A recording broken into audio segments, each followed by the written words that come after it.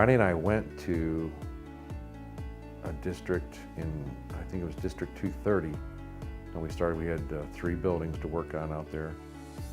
While we were there, West Drifting was awarded another project in a community probably about, I don't know, half an hour south of there.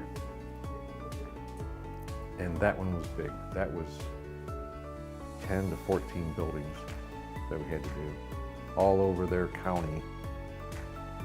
And it was one of those situations where we had to get going on it. So Ronnie and I split up. Ronnie stayed at that other original school. I went and started this next one, got it going, and kept it going until he showed up to help me close that out. But that was another one of those, every minute you can work, we worked. I mean, right through weekends, whatever it took to get it done. But we got that done before school session started too.